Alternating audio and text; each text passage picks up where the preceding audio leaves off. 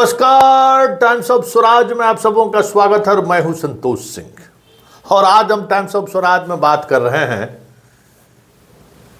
कि आज high court में सिद्धार्थ की जिद की, सिद्धार्थ के मनमानी की और सिद्धार्थ की दबंगई की अग्नि परीक्षा है। जी हाँ, जिस तरीके से सिद्धार्थ खुद अपने आप को ये मानते हैं कि कानून मैं ही हूँ, मैं ही जो कह रहा हूँ वही सही है, मैंने जो कर दिया वही सही है और मैं जो कह रहा हूँ यही सही है, इन तमाम सही बातों की आज अग्नि परीक्षा है।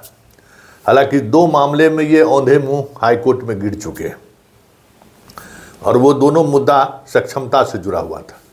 सक्षमता वाले मुद्दों में तो इनको मुंह खानी पड़ी, एक मामला में तो वापस पूरी तौर पर आना पड़ा।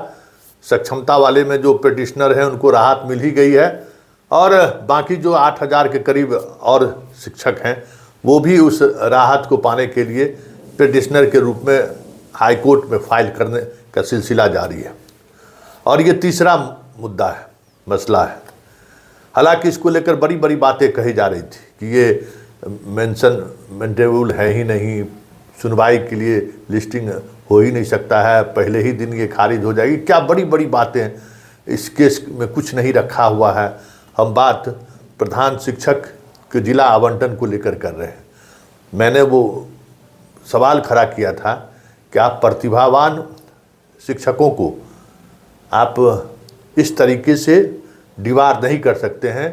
उनको एक जो स्वेच्छा से जो जिला मिल रहा है, जो उनको जिला वो चाह रहे हैं, वो जिला आप देने को बाध्य है। नियम, कई जजमेंट ऐसे आ चुके हैं जिसमें आप प्रतिभा को नज़रअंदाज नहीं कर सकते। लेकिन हम सिद्धार्थ हैं, मेरी मर्जी, मैं जो चाहूँ। अभी तक तो यही विभाग में हो रहा है ना, और इस वजह से सारा काम फंसा हुआ है। एक भी काम सिद्धार्थ का बता दीजिए कि जो हुआ हो। 3 गो ट्रांसफरों किए हैं स्कूल, किसी का आवंटन नहीं हुआ, तारीख पर तारीख बढ़ता जा रहा है। ये समझने वाली बात है। और आज सुनवाई होनी है, 6 नंबर पर लिस्टिंग है, फर्स्ट हाफ में ही सुनवाई हो जाएगी।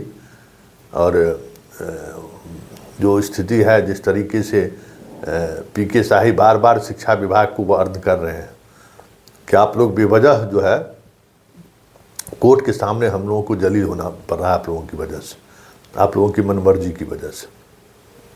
तो ये आखिरी लड़ाई है।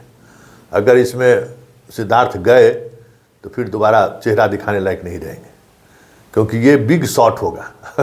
अगर वो हारते हैं तो बिग शॉट होगा, क्योंकि इस निर्णय को जस्टिफाई करने के लिए वो मीडिया तक में बयान दे चुके हैं कि ये किस हद तक इस जजमेंट के साथ वो खड़े हैं कि हमने जो प्रधान शिक्षक को जिला आवंटित किया है वो न्याय संगत है। यही बातें रही हैं भाई, और यही होगा भी। वो मीडिया में आकर भी कहे, जबकि कई ऐसे जजमेंट रहे हैं जो जजमेंट इस बात को सिरे से खारिज करता है। वैसे पटना हाई कोर्ट है, सरकार है, पीके शाही है, कुछ भी हो सकता है। लेकिन बात निकली है तो दूर तलक जाएगी, क्योंकि उस तरफ भी जो है सो कोई कमज़ोर वकील लोग नहीं है। पूर्व महाधिवक्ता हैं ललित किशोर जी, मिथिलेश जी शिक्षा विभाग के मास्टर हैं, सब दिन शिक्षा विभाग का केस लड़ते रहते हैं। ये भी है। लेकिन देखने वाली बात ये भी है कि सरकार अमूमन इस तरीके की मामले की सुनवाई शीघ्र हो जाए। अब सरकार की बात करें तो थोड़ा मशक्क़त करनी पड़ती है। ऐसा नहीं है कि अब तुरंत आपको जो है सो चीज़ें मिल जाए। देखने रहे, कल ही चला है ना कि पहले महिला आरक्षण में जो ओल झोल हुआ है, जो गड़बड़ियाँ हुई हैं और वो गड़बड़ी एस्टेब्लिश भी हो गया है, तो लिस्टिंग में आ ही नहीं रहा है। लिस्टिंग में आएगा, सुनवाई होगी, जज साहब के पास जो है सो बाएं दाएं झाँकने का कोई रास्ता ही नहीं है। भाई स्टेट डिसीजन है, उसमें 9 बेंच संवैधानिक जज पीठ का जजमेंट है, इसलिए उसमें कुछ इफ बट का कोई सवाल ही नहीं है। इसलिए सुनवाई नहीं हो, हमें लगता है कि इसलिए उसके हर दिन सूची में चढ़ता है, लेकिन कभी सूची में बहस के लिए आता ही नहीं है। लेकिन इसमें तो भाई 15 तारीख को फाइल हुआ, 21 तारीख तक सब कुछ व्यवस्थित हुआ और 23 को सुनवाई हो रहा है। हमको खुद आश्चर्य लग रहा है कि कैसे इतना जल्दी सुनवाई के लिए आ गया। मान गए ललित बाबू, अरे गजब है। कोई तारीख पर तारीख खेल रहा है।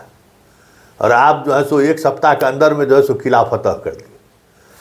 तो कुछ न बात तो होगी, कुछ तो बात है। और ये बात समझ लीजिए कि इतना जल्दी हेयरिंग पर आ गया है तो मेरिट है, बिना मेरिट का जो है इस तरीके से चीज़ें सामने नहीं आती हैं। इसलिए अब देखना दिलचस्प होगा कि आज जो चीज़ें हो रही हैं या जो चीज़ें होंगी, सच कहिए शिक्षा विभाग के लिए ये आज का जो सुनवाई है, आज की जो सुनवाई है वो समझ जाइए कि शिक्षा विभाग के लिए माइलस्टोन साबित होगा।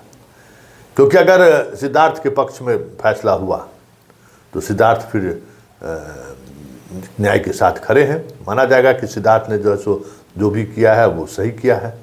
लेकिन अगर सिद्धार्थ के जिस फैसले को लेकर जिस तरीके से तमाम एडवोकेट की जो प्रतिक्रिया है, जो जजमेंट है, दर्जनों ऐसे जजमेंट है इस मुद्दे पे, कुछ जजमेंट एकदम राजस्थान का एक मीना लड़की का जो जजमेंट है वो तो एकदम स्पेसिफिक यही इशूज ही है। और उसमें हाई कोर्ट और सुप्रीम कोर्ट का जजमेंट है कि उसको भाई वो चॉइस आपको देना पड़ेगा। अभी यूपीएससी का रिजल्ट निकला है, अब जिसका 300 रैंक है, ठीक है, रिजर्वेशन में, वो आईपीएस बनेगा ना, आएगा ना, उसी रैंक पर रहेगा कि वो अपना रिजर्वेशन का जो रैंक है उस रैंक पर चैलेंज करेगा कि हमको वो रैंक दीजिए।